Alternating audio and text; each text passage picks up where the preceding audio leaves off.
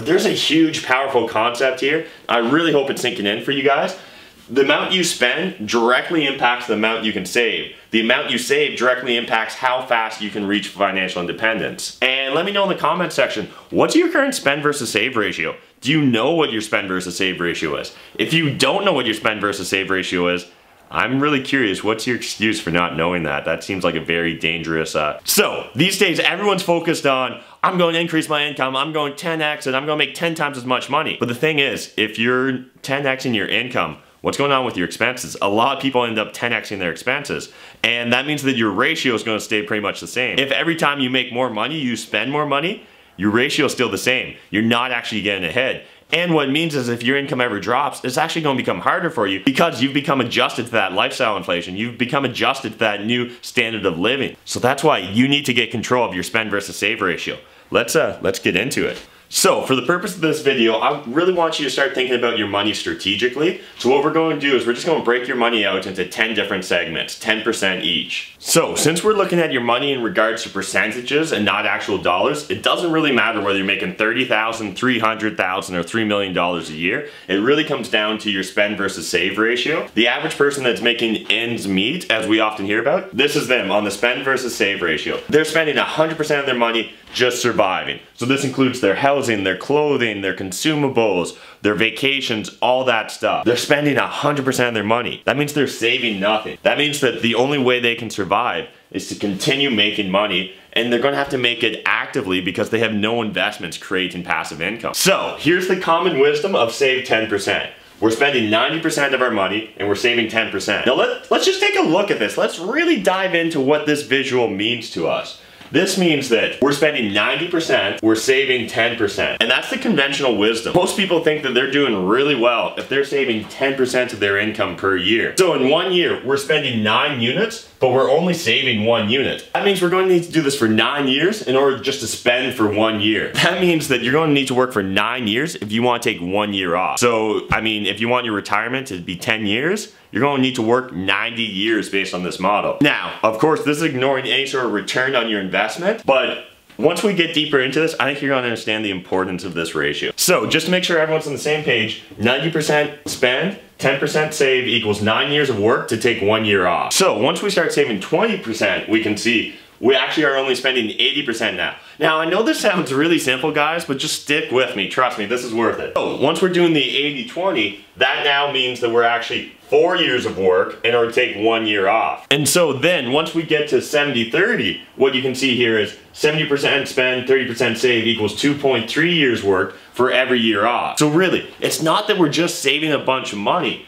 It's that by saving a bunch of money, we're also reducing what we're spending each year, which reduces what we need to live, what we need in retirement. And this is why I'm constantly harping on you guys about lifestyle inflation. You need to avoid lifestyle inflation as long as possible because it's going to really let you save up money. But if you can avoid lifestyle inflation indefinitely, you get into this really powerful mindset where you realize once we get our spend to save ratio to 50-50, it means we can literally work 1 year, take 1 year off indefinitely. That means that let's say you want to work 25 years and then take the next 25 years off. That works in this model. Now obviously that's ignoring things like inflation, it's ignoring things like returns on your investment, and all those things are really important.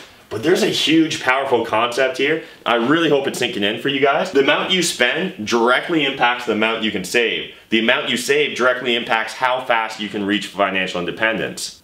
And then what we see in communities like Early Retirement Extreme, Mr. Money Mustache, or Lean Fire are people that are actually doing the exact opposite of the 80-20. They're doing a 20% spend, 80% save. So what that actually means is for every year that they're working, they're actually saving 4 years worth of living expenses. That means for every year they work, they could take 4 years off. You don't have to worry about your returns. If you're saving enough money, you really don't have to worry about your returns the same way. You don't need to chase those really risky investments or investments where maybe you don't really understand it. So you don't need to chase the new fad. Honestly, if you're saving enough, you're going to be set no matter what. If you're able to get your lifestyle down to a base level, and what I really love about this idea is it's not that you're married to having to only spend this amount for the rest of your life. You can always then decide to go out and work and make more money if you want to increase your lifestyle. But the key here is that it becomes an active choice. Far too many people just fall into the default mindset of, oh, I need to go buy X, I need to spend Y, I need to do activity Y,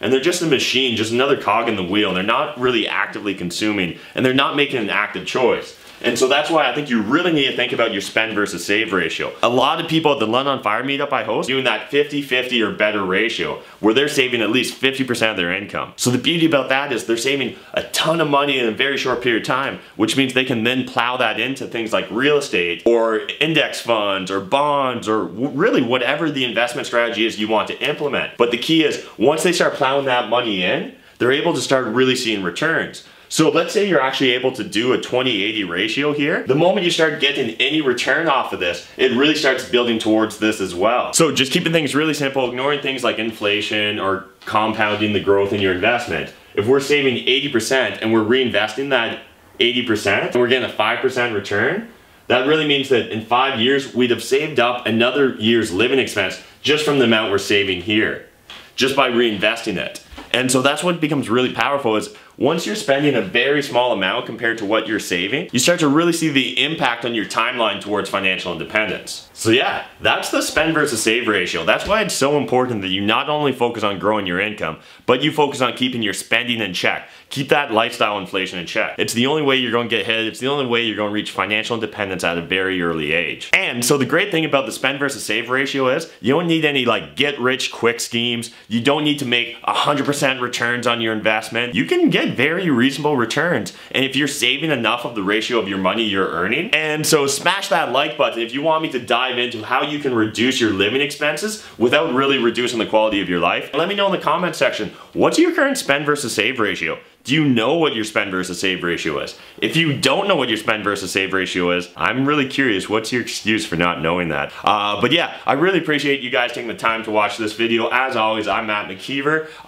YouTube wants you to check out the videos down below. And until next time, remember, making money is a team sport. There's more than enough money out there for us to all make it. But if you're not saving it, I mean, like, what's the point? If you're only saving like 5%, again, I mean, like, what's the point, guys? Thanks. Bye.